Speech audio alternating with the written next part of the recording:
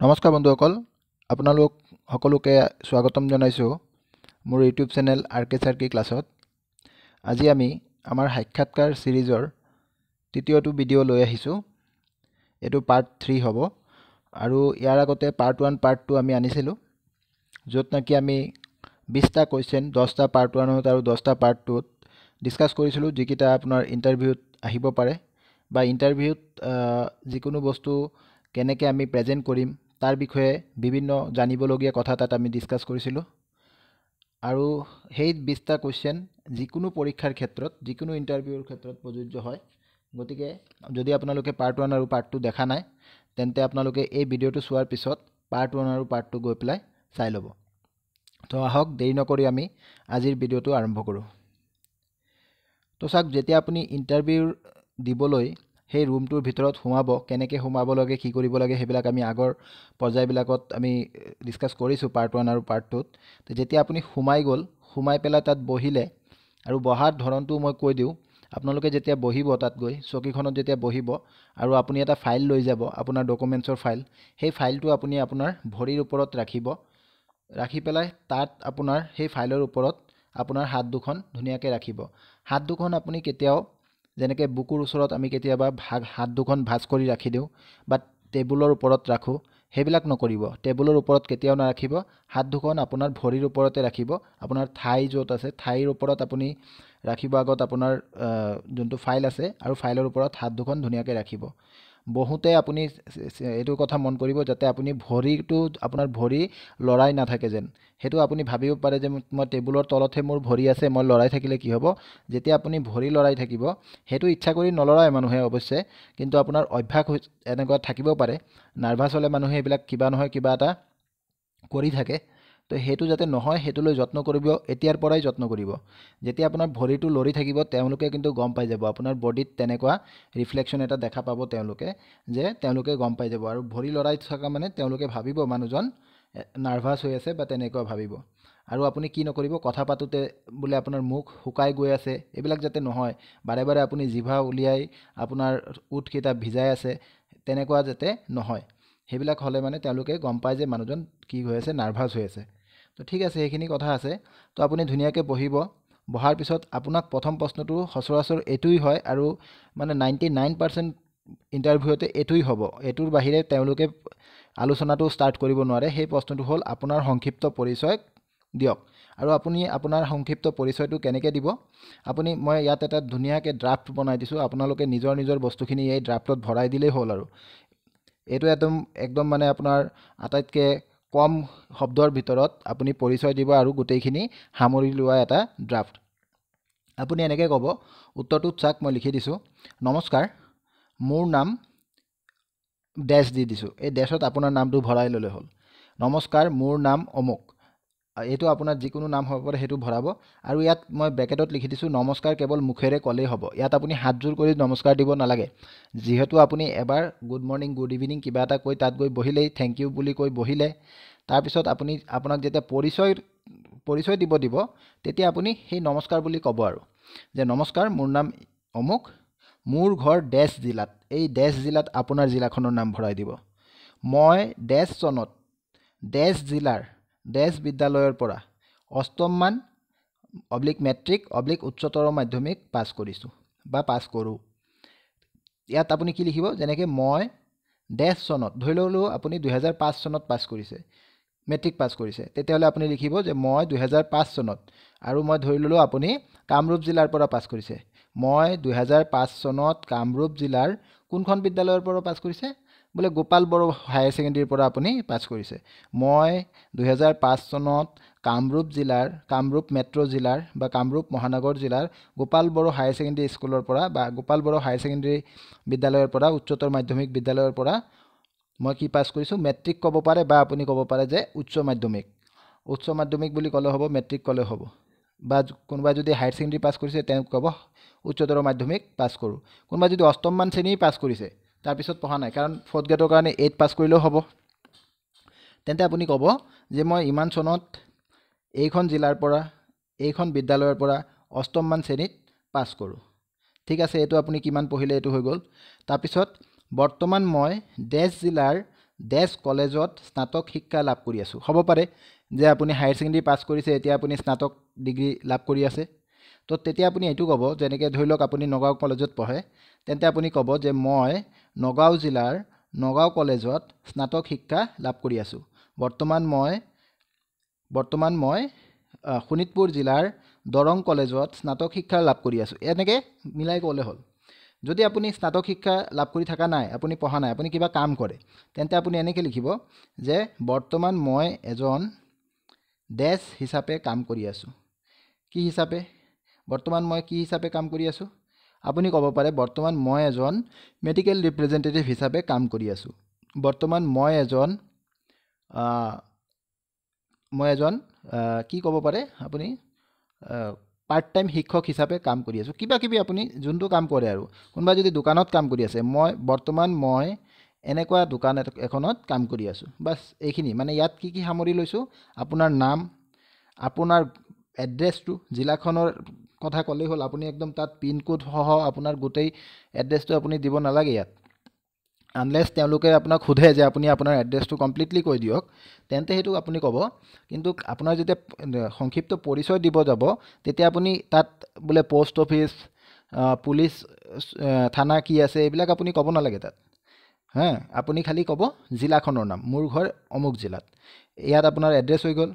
আপোনাৰ যোনটো academic background সেইটো আপুনি কৈ দিলে, ইমান চনত মই এই স্কুলৰ পৰা এইটো পাছ কৰিছোঁ।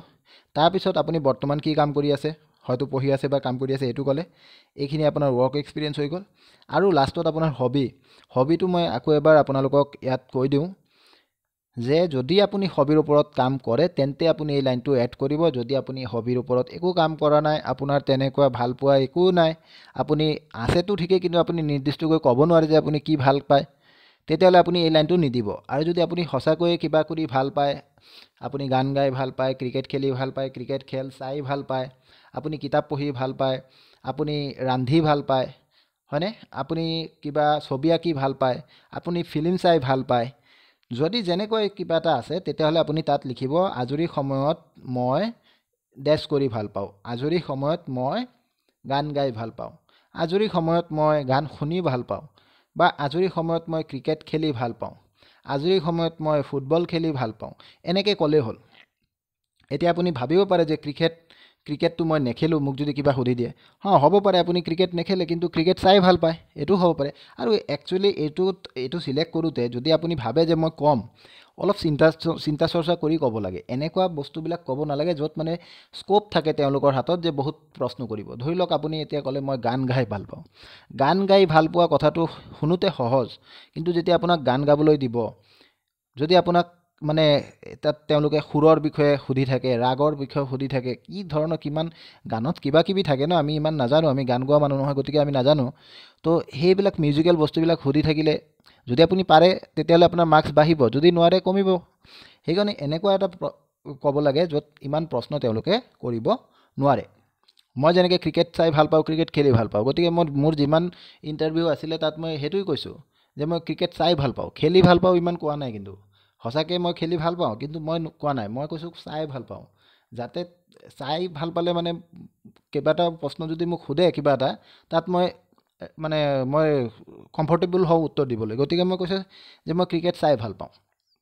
সেইটোত কোনো ধৰা বন্ধা নিয়ম নাই যে আপোনাক এইটোৱে ক'ব লাগিব বা সেইটো ক'ব নালাগিব, তেনেকুৱা কোনো নিয়ম নাই।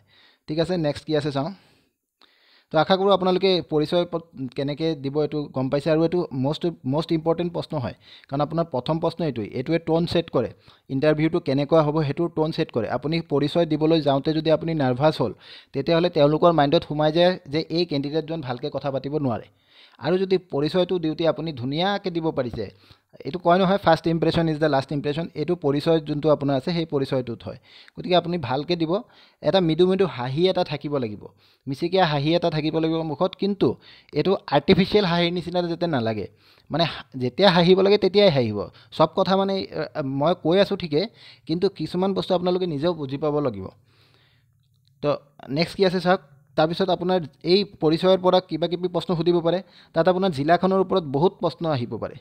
তো চাওক, আপোনাক প্ৰথম প্ৰশ্ন সুধিব পাৰে যে আপোনাৰ জিলাখনৰ চাৰিসীমা জানেনে? তো চাৰিসীমাটো যেতিয়া আপুনি সুধিব, এইটো আপুনি পাৰিবই লাগিব। আপোনাৰ জিলাৰ চাৰিসীমা আপুনি নাজানিলে মই কেনেকৈ জানিম? গতিকে আপুনি জানিবই লাগিব। তো আপুনি উত্তৰটো এনেকৈ দিব, হয় ছাৰ।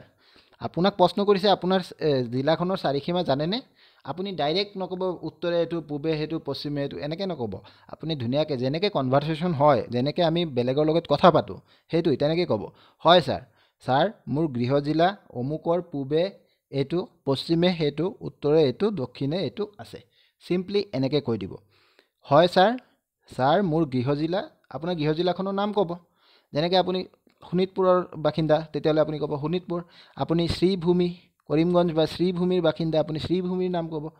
যে হয় ছাৰ, ছাৰ মোৰ গৃহ জিলা শ্ৰীভূমিৰ পূবে এইটো আছে, পশ্চিমে এইটো আছে, এনেকৈ কৈ দিব। ঠিক আছে, ক'ব পাৰিব হয়তো। তাৰপিছত আপোনাক সুধিব পাৰে আপোনাৰ জিলা উপায়ুক্তৰ নাম কি? এইবিলাক ইম্পৰ্টেণ্ট কুৱেশ্যন।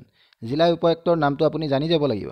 আপোনাক সুধিব পাৰে যে, মই ইয়াত লিখা নাই কিন্তু মই কৈ দি আছোঁ, যে লোকেল MLA জনৰ নাম কি, MP জনৰ নাম কি, এইবিলাক সুধিব পাৰে।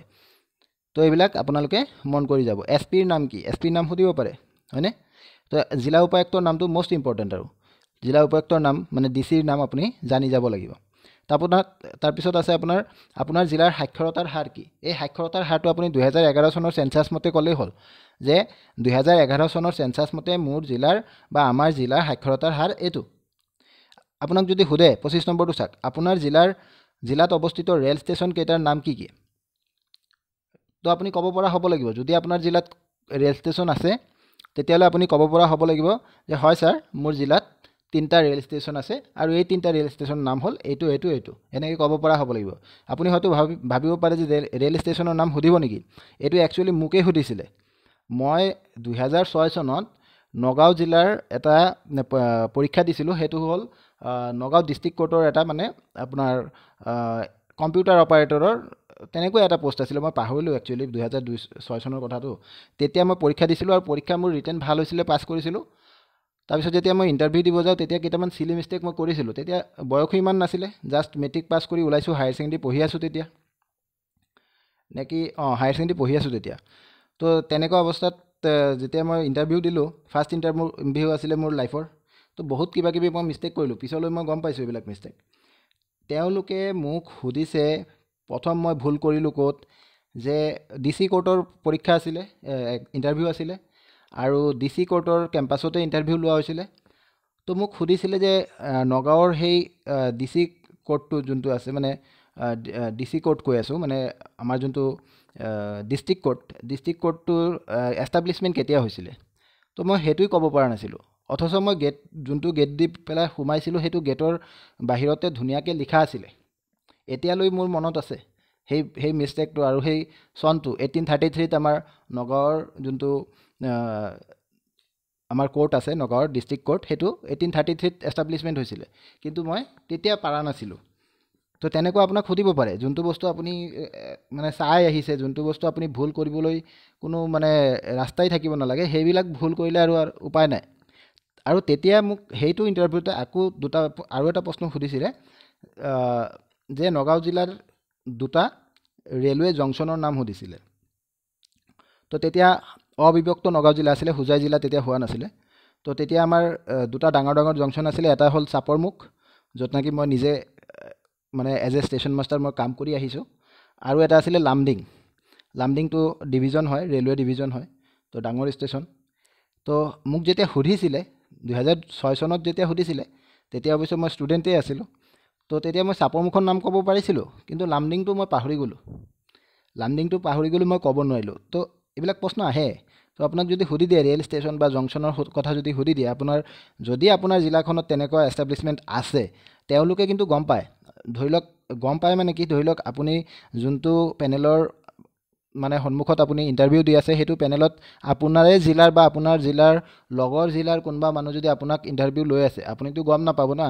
গতিকে আপোনাক তেনেকুৱা প্ৰশ্ন সুধি দিব পাৰে তেওঁ, মানে এনেই আৰু মানে জানিবৰ কাৰণে। আৰু সেইবিলাকত আপুনি মিষ্টেক কৰিলে আপোনাৰ নম্বৰ কাটা যাব, সেইটোৱে কথা।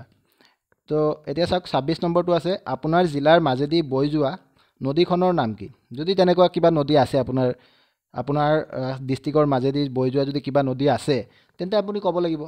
এজ এ নগাঁও জিলাৰ মানে বাসিন্দা হিচাপে মই ক'ব পাৰোঁ। ধৰি লওক যদি মোক কয় যে নগাঁও চহৰৰ মাজেদি বৈ যোৱা নদীৰ নাম, তেতিয়াহ'লে মই কলঙৰ নাম ক'ব লাগিব। নগাঁও জিলা বুলি ক'লে মই কপিলীৰ নাম ক'ব লাগিব। তো এইবিলাক বা ক'ৰবাত ব্ৰহ্মপুত্ৰ বৈ গৈছে, তো সেইটো মই ক'ব লাগিব।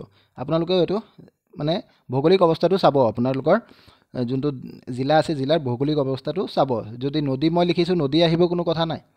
ইয়াত যদি আপোনাৰ কিবা পৰ্বত শ্ৰেণী আছে, পাহাৰ আছে, মালভূমি আছে, সেইবিলাক আপুনি ধৰি লওক আপুনি ডিমা হাছাওৰ পৰা আহিছে, তেতিয়াহ'লে আপোনাক সুধিব পাৰে নে পাহাৰৰ বিষয়ে, যিহেতু আপুনি ডিমা হাছাওত আছে আৰু ডিমা হাছাওৰ হাফলং জেগাটো আমাৰ অসমৰ একমাত্ৰ হিল ষ্টেচন। তো সেইটোৰ বিষয়ে নিশ্চয় প্ৰশ্ন সুধিব পাৰে আপোনাক। তাৰপিছত নেক্সট সুধিব পাৰে যে আপোনাৰ জিলাৰ মুখ্য অৰ্থনৈতিক কাৰ্যকলাপ কি? মুখ্য অৰ্থনৈতিক কাৰ্যকলাপ মানে main economic activity. Economic activity আপোনাৰ জিলাত কি? এইটো আমাৰ মেক্সিমাম জিলাত কি হ'ব? এগ্ৰিকালচাৰেই হ'ব, কৃষি হ'ব। কাৰণ কি আমাৰ গোটেই অসম আৰু গোটেই ভাৰতৰে মুখ্য অৰ্থনৈতিক কাৰ্যকলাপ সেইটোৱে। কিন্তু তথাপি যদি ক'ৰবাত কিবা চেঞ্জেছ আছে, সেইখিনি আপোনালোকে নিজৰ জিলা হিচাপে চাই ল'ব। কৃষি বুলি কওঁতে মেক্সিমাম আমি কি ভাবোঁ যে আমাৰ ধান, মৰাপাট, চব্জি এইবিলাকহে। কিন্তু ক'ৰবাত জিলা বিশেষে আমাৰ বেলেগ কৃষিও হ'ব পাৰে। তো সেইবিলাক আপোনালোকে চাই ল'ব। য'ত চাহ বাগান আছে, চাহ খেতি যেতিয়া য'ত বেছি হয়, সেইবিলাক আপোনালোকে মন কৰি যাব। তো এই ভিডিঅ'টো এনেকৈ আনি আছোঁ, আশা কৰোঁ আপোনালোকৰ হেল্প হৈ আছে। আৰু তাৰ আগত দুটা মই ভিডিঅ' দিছিলোঁ ইণ্টাৰভিউত, তাতো আপোনালোকৰ সঁহাৰি আমি পাইছোঁ। তো মই এইখিনিতে আকৌ এবাৰ ৰিকুৱেষ্ট কৰিম আপোনালোকক যে মেক্সিমাম মানুহৰ তাত এইটো শ্বেয়াৰ কৰিব, এই ভিডিঅ'বিলাক। মই বাৰে কৈ আছোঁ, এইবিলাক মই বনাই অনা প্ৰশ্ন নহয় বা ক'ৰবাৰ পৰা উঠাই অনা প্ৰশ্ন নহয়, এইবিলাক মোৰ নিজৰ এক্সপিৰিয়েঞ্চৰ ফালৰ পৰা মই কৈ আছোঁ। আৰু বহুতে কমেণ্ট কৰে, মোক এজনে এইটোও কমেণ্ট কৰিছে, হয়তো আপুনি APSC পাছ কৰা নাই। হ'ব পাৰে, এইটো আপোনাৰ যোনে কৈ আছে তেওঁৰ নিজৰ এটা চিন্তাধাৰা। কিন্তু মইনো মিছা কথা কৈ কি ক'ম? কিছুমান চিক্ৰেচি থাকে, চিক্ৰেচি অফ পষ্ট থাকে। তো কিছুমানে মোৰ ফোন নম্বৰ বিচাৰিছে, মই এইটো দিব নোৱাৰোঁ। বা মই ইচ্ছা কৰি মোৰ ফেচ ৰিভিল কৰা নাই, মই ইচ্ছা কৰি মোৰ যোনটো অফিচ বা তেনেকুৱা অফিচ ৰিলেটেড, মোৰ পষ্ট ৰিলেটেড ফটো মই দিয়া নাই। কিন্তু সেইটোৱেই আৰু। মই যোৱা 12 বছৰ ধৰি গভৰ্ণমেণ্ট ছেক্টৰত কাম কৰি আছোঁ। এইটো আপোনালোকে ভিডিঅ' চালে লাষ্টলৈ মানে আগলৈকে যদি ভিডিঅ' চাই থাকে, তেতিয়ালৈ লাহে আপোনালোকে গম পাই যাব। তো সেইটো হ'ল কথা। মই নিজৰ এক্সপিৰিয়েঞ্চৰ ফালৰ পৰা এই প্ৰশ্নবিলাক আনি আছোঁ, যাতে মেক্সিমাম কেণ্ডিডেটে ইণ্টাৰভিউত যাতে লাভ পায়। আৰু এইটো ছিৰিজটো মই ইমান ধুনীয়াকৈ মই মানে প্লেনিং কৰি ৰাখিছোঁ। এতিয়াতো আৰম্ভ হৈছে খালি 3টা ভিডিঅ', এইটো 3 নম্বৰ ভিডিঅ' মই ৰেকৰ্ড কৰি আছোঁ। এইটো ধুনীয়াকৈ যাব, ছিলেক্টেড কেণ্ডিডেটছৰ লগত কথা পাতি আমি আপলোড কৰিম, যাতে আপোনালোকে গম পায়। মক টেষ্ট আমি কৰিম, যাতে আপোনালোকে এটা মানে যোনটোক কয় মডেল ইণ্টাৰভিউ বুলি মই ক'ব পাৰোঁ। আদৰ্শ ইণ্টাৰভিউ কেনেকুৱা হ'ব লাগে মই দেখাম এইটো ভিডিঅ' ৰেকৰ্ডিং কৰি আপোনালোকৰ কাৰণে। আৰু মই বহুত কিবা কিবি তেনেকৈ প্লেন কৰিছোঁ। মানে ডিষ্ট্ৰিক্ট ৱাইজ মই ডিষ্ট্ৰিক্টৰ নামবিলাক লৈছোঁ, ডিষ্ট্ৰিক্ট ৱাইজ মই ভিডিঅ' বনাম আপোনালোকৰ কাৰণে, যে ডিষ্ট্ৰিক্টে কি সুধিব পাৰে আৰু ডিষ্ট্ৰিক্টে সেই প্ৰশ্নবিলাকৰ উত্তৰ কেনেকুৱা হ'ব, সেই গোটেইখিনি মই ভাবি ৰাখিছোঁ। তো থাকে কিছুমানৰ, মই জানো ইউটিউবত কিছুমানৰ মানে ভেষ্টেড ইণ্টাৰেষ্ট থাকে, তাত কমেণ্টছবিলাকত দেখিলেই গম পোৱা যায়। কিন্তু মেক্সিমাম কমেণ্টছ মই ভাল পাইছোঁ, মেক্সিমাম মানুহে সঁহাৰি জনাইছে। সেইকাৰণে মই আৰু সেইবিলাক নেগেটিভ বস্তু লৈ মন কৰা নাই আৰু পজিটিভখিনিক লৈ পেলাই আগবাঢ়িছোঁ। তো সেইটোৱে আৰু। আপোনালোকে যদি ভাল পায়, যেনেকৈ আপোনালোকে সঁহাৰি জনাইছে তেনেকৈ জনাই থাকিব। তো নেক্সট আমাৰ কি প্ৰশ্ন আছে চাওঁ। তো এইটো প্ৰশ্ন আছে যে 28 নম্বৰটো, আপোনাৰ জিলাখনৰ কেইটামান জ্বলন্ত সমস্যাৰ বিষয়ে আপুনি অৱগতনে? অলপ লিখোঁতে ভুল হৈছে ইয়াত, আপুনি হ'ব। তো এইটো যদি প্ৰশ্ন আহিব পাৰে এইটো যে কিবা সমস্যা আপোনাৰ জিলাত আছেনে নাই। তো সমস্যা চবতে আছে, যিকোনো জেগাতে সমস্যা আছে, খালি আমি চাব লাগে। আৰু এই সমস্যাবিলাক যেতিয়া আপুনি উত্তৰ দিব, যদি আহে এনেকুৱা প্ৰশ্ন, উত্তৰ দিওঁতে সাৱধান হ'ব। সমস্যা বহুত ধৰণৰ হ'ব পাৰে। পলিটিকেল সমস্যা হ'ব পাৰে, ৰিলিজিয়াছ সমস্যা হ'ব পাৰে, জনগাঁথনিমূলক সমস্যা হ'ব পাৰে, অৰ্থনৈতিক সমস্যা হ'ব পাৰে বা প্ৰাকৃতিক সমস্যা হ'ব পাৰে। তো আপুনি কোনটো সমস্যা আপুনি ইয়াৰ পৰা চিলেক্ট কৰিব, সেইটো আপুনি মন কৰি ল'ব।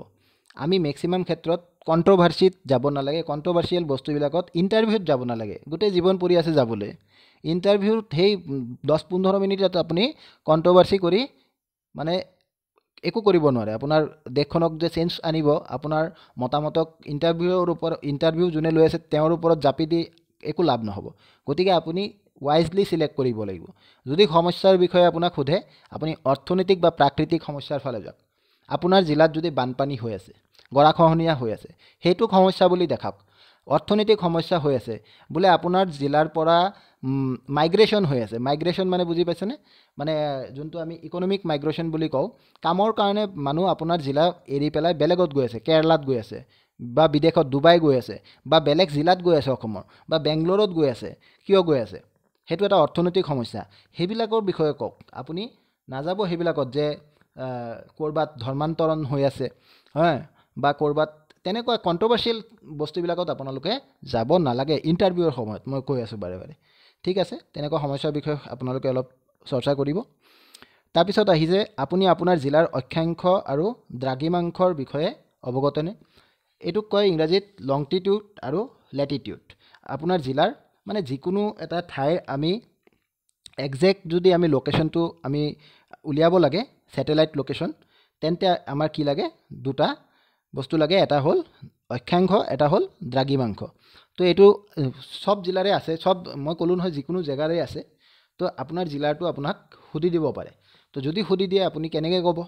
সেইটো মই যেতিয়া জিলাবিলাক মানে জিলাৰ হিচাপে যেনেকৈ ভিডিঅ' আনিম, তেতিয়া মই সেইটো ইনক্লুড কৰিম চব জিলাৰ কাৰণে। তো আপোনালোকে তাৰ পৰাও চাব পাৰিব, অথবা আপোনালোকে যদি উইকিপিডিয়া বা গুগলত মাৰে এনেও ওলাই যাব। সেইটো অলপ চাই যাব। লাষ্ট আপোনাৰ 30 নম্বৰ প্ৰশ্নটো আছে আজিৰ। আপোনাৰ জিলাত কিবা ঐতিহাসিক কীৰ্তিচিহ্ন আছে নেকি? এইটোতো থাকিব পাৰে। যদি আপোনাৰ কিবা হিষ্টৰিকেল মনুমেণ্টছ আছে, তেতিয়াহ'লে সেইটোৰ বিষয়ে অলপ চাই যাব, আপোনাক সুধিব পাৰে। ফৰ এক্সাম্পল আপুনি শিৱসাগৰৰ হয়, শিৱসাগৰৰ হ'লে আপোনাৰ যোনবিলাক আহোম কিংডমৰ যোনবিলাক মনুমেণ্টছ আছে, ৰংঘৰ, কাৰেংঘৰ, এইবিলাকতো তাতেই আছে, তো আপোনাক সুধিব পাৰে। যদি আপুনি হাজোত আছে, হাজোটোক যদি কিবা আছে তেতিয়াহ'লে সুধিব পাৰে। তো এইবিলাক মানে আমি চাই যোৱাটো দৰকাৰ। তো এইখিনি আছিলে আজিৰ কাৰণে। আশা কৰোঁ আপোনালোকৰ ভাল লাগিছে। তো গতিকে ধন্যবাদ।